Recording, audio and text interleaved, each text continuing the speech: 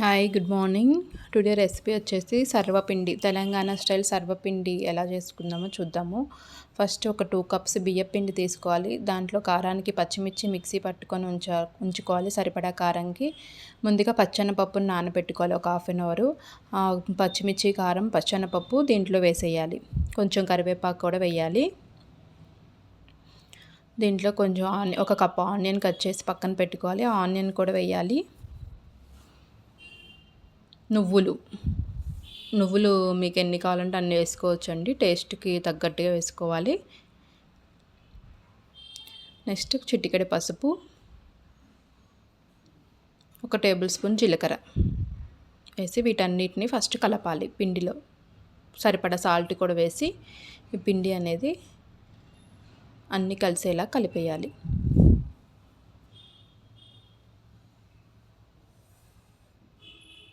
మొత్తాన్ని ఇలా కలుపుకోవాలి. కొంచెం కొంచెం వాటర్ పోసుకుంటూ పిండి అనేది సాఫ్ట్గా కలుపుకోవాలి.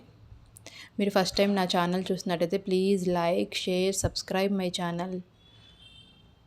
ఇలా పిండి అనేది తీసుకొని ఒక రౌండ్గా ఉన్న గిన్నె తీసుకొని కొంచెం లోతుగా ఉన్న బౌల్ తీసుకోవాలి. దాంట్లో కొంచెం ఆయిల్ వేసి ఇలా ఒక పిరికెడు పిండి తీసుకొని దాన్ని ఇలా మొత్తాన్ని ఈవెన్గా స్ప్రెడ్ చేయాలి.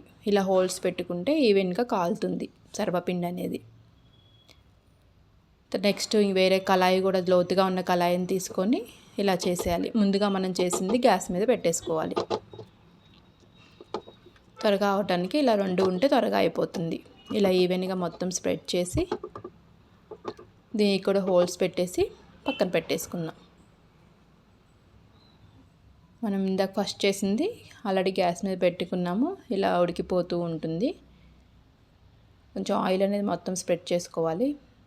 మళ్ళీ క్యాప్ పెట్టుకోవాలి. మనకి సర్వపిండి అయిపోయిందా లేదా అంటే ఆ గిన్నె నుంచి మొత్తం సర్వపిండి అనేది ఇలా ఊడి వస్తుంది. అప్పుడు సర్వపిండి అనేది రెడీ అయిపోతుంది.